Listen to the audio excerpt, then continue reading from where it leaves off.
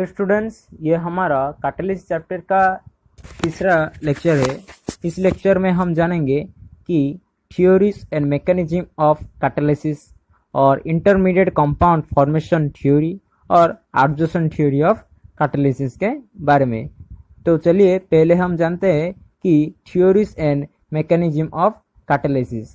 देखो, there is no any fixed mechanism for the action of all the catalyst. Catalyst का कोई भी fixed mechanism नहीं है, उसके जो एक्शन के बारे में कोई भी कैटलिस्ट का फिक्स्ड मैकेनिज्म नहीं है। क्यों नहीं है? क्योंकि वो कैटलिस्ट का कैटालिटिक रिएक्शन वेरियस होता है, ठीक है। उनका जो टाइप्स रिएक्शन का टाइप्स वो वेरी करता है, तो इसलिए उनका कोई भी कुछ भी फिक्स्ड मैकेनिज्म नहीं है। तो हम सिर्फ कैटालिटिक रिएक्शन को हम दो थ्योरी है जो थ्योरी को हम फॉलो करते हैं ये कैटालिटिक रिएक्शन में। पहला है intermediate compound formation theory of catalysis और दूसरा है कि एडजॉर्प्शन थ्योरी ऑफ कैटालिसिस। तो चलिए पहले हम जानते हैं कि इंटरमीडिएट कंपाउंड फॉर्मेशन थ्योरी। देखो, according to intermediate compound formation theory, the catalyst react with one of the reactant to form an unstable intermediate compound। देखो, ये जो कैटलिस्ट का इंटरमीडिएट कंपाउंड फॉर्मेशन थ्योरी है, इस थ्योरी के अकॉर्डिंग क्या होता है, जो कैटलिस्ट जब रिएक्ट करता है तब जो एक रिएक्टेंट के साथ कैटलिस्ट अगर रिएक्ट करता है तो वो एक अनस्टेबल इंटरमीडिएट कंपाउंड फॉर्म करता है। और फॉर्मेशन जो कंपाउंड जो फॉर्मेशन करता है वो इंटरमीडिएट कंपाउंड होता है। और जब वो रिएक्शन एक्चुअल रिएक्शन करता है तब वो लेस एनर्जी रिक्वायर्ड होता है, ठीक है।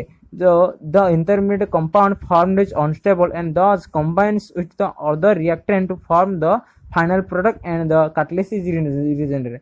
जब इंटरमीडिएट कंपाउंड फॉर्म करता है अनस्टेबल से वो कंबाइन होकर क्या करता है, रिएक्टेंट के साथ कंबाइन होकर वो फाइनल प्रोडक्ट फॉर्म करता है और तभी कैटलिस्ट भी रिजेनरेट हो जाए। मैं आपको एक एग्जांपल के देकर आपको ये समझ देखो, यहाँ पर ए इक्वेशन में a plus B it keeps A B, यहाँ पर सी कैटलिस्ट है।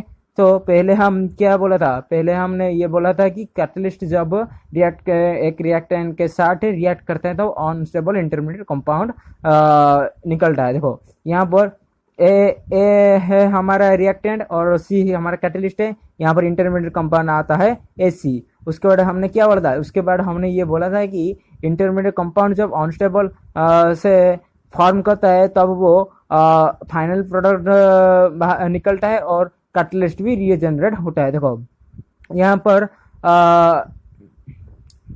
AC जो कि इंटरमीडिएट कंपाउंड है AC आ गया, वो रिएक्टेंट के साथ रिएक्ट हो गया तो वो प्रोडक्ट निकला और प्रोडक्ट निकल के साथ वो कैटलिस्ट भी निकला, ठीक है।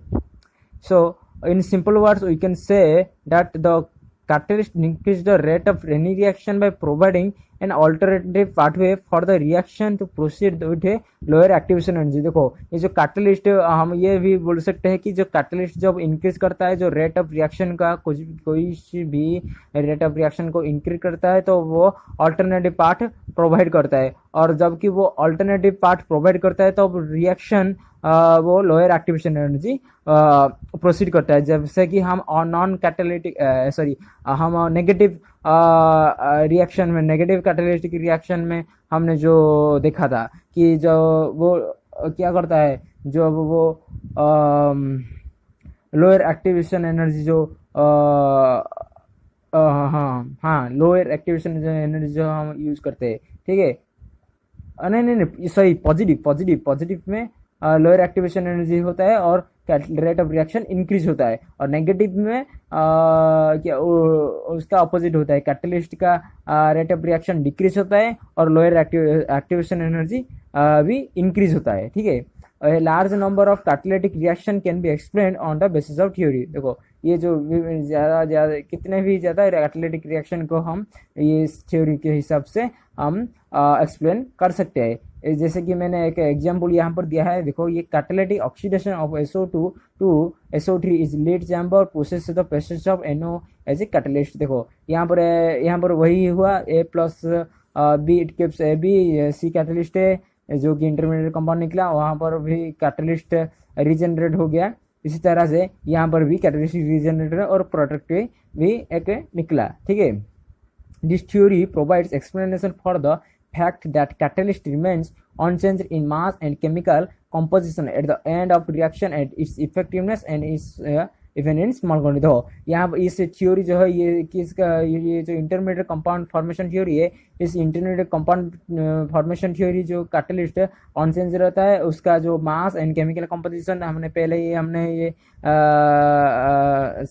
मैंने ये बोला था आपको कि कैटलिस्ट का मास एंड ये केमिकल कंपोजिशन अनचेंज रहता है एंड ऑफ द रिएक्शन घटक। और ये जो थ्योरी है अकॉर्डिंग टू दिस थ्योरी ये भी प्रोवाइड करता है कि कैटलिस्ट इफेक्टिवनेस है, स्मॉल क्वांटिटी भी वो इफेक्टिवनेस है, ठीक है। अब हम जानेंगे कि एडजस्टमेंट थ्योरी ऑफ कैटलिस्ट का जो एडजस्टमेंट थ्योरी है, ये जो हमारे मैंने दो थ्योरी मैंने जो ये बोला था जो कि theory of mechanism and catalyst, उसका जो दूसरा थ्योरी है एडजस्टमेंट थ्योरी ऑफ कैटलिस्ट। देखो ये adjustment theory of catalyst explain the mechanism of hydrogenous catalysis. देखो ये adjustment theory of catalysis mechanism जो हाइड्रोजनस कैटलिसिस का मैकेनिज्म को एक्सप्लेन करता है। The old point of view was that when the catalyst is in solid state and the reactant are in gaseous state or in solutions, the molecules of reactant absorb or the surface of the catalyst। देखो जब क्या होता है, जब old point जो हिसाब से अगर देखो तो कैटलिस्ट एक सॉलिड स्टेट है और उसका रिएक्टेंट गैसियस या फिर सॉल्यूशन में हो, तो जो मॉलिक्यूल वो रिएक्टेंट के मॉलिक्यूल जो रिएक्टेंट जो होता है वो क्या करते हैं, ऑब्जर्व करते हैं जो कैटलिस्ट का जो सरफेस है उस कैटलिस्ट सरफेस से वो ऑब्जर्व करते हैं। और absorption being an exothermic process, और हम पहले से ही जानते थे कि एब्जॉर्प्शन एक एक्सोथर्मिक प्रोसेस है। The heat of absorption is taken by surface of catalyst. देखो जो एब्जॉर्प्शन में जो हीट जो क्या होता है एब्जॉर्ब होते हैं, जो हीट है वो कैटलिस्ट का सरफेस से निकलता है, ठीक है। सॉरी कैटलिस्ट का सरफेस से एब्जॉर्ब होता है, which is utilized on enhancing the chemical activity of reacting molecule. जो कि हमारा जो केमिकल रिएक्टिंग मॉलिक्यूल्स जो एक्टिविटी होते हैं उस एक्टिविटी वो हीट यूटिलाइज हो जाता है। The modern absorption theory is the combination of intermediate compound formation theory and old absorption theory। देखो modern absorption theory जो है वो दोनों intermediate compound formation और old absorption theory से combination है। old absorption theory क्या है, old absorption theory जो है कि catalyst solid state हो, reactant gaseous और solution molecules में हो, तो अब वो क्या करता है कि जो reactant surface catalyst के surface से absorb करता है ना, ओके। तो इस थ्योरी के हिसाब से मैंने कई पॉइंट 7 पॉइंट ये बनाए हैं। देखो पहला पॉइंट ये है कि diffusion of reactant from bulk of the fluid to the surface of catalyst. जो diffusion of reactant from bulk of the fluid to the surface of catalyst जो कैटलिस्ट। और सेकेंड पॉइंट है कि diffusion of reactant inside the porous from surface of catalyst. देखो पहला point ये है कि मैं आपको एक्सप्लेन करता हूँ और ये पॉइंट के हिसाब से। देखो पहला पॉइंट डिफ्यूजन ऑफ रिएक्टेंट का जो डिफ्यूजन है वो bulk from bulk of the fluid से जो बुल्क होता है जो वहीं से वो रिएक्टेंट डिफ्यूजन करता है और to the surface of fluid, surface of catalyst वहीं से वो रिएक्टेंट डिफ्यूजन करके क्या करता है, सरफेस कैटलिस्ट के सरफेस तक वो करता है, ठीक है। और diffusion of reactant inside the porous from surface of catalyst, और डिफ्यूजन ऑफ रिएक्टेंट जो पोरस के जो इनसाइड है वहीं से सरफेस ऑफ कैटलिस्ट से वो करता है, ठीक है।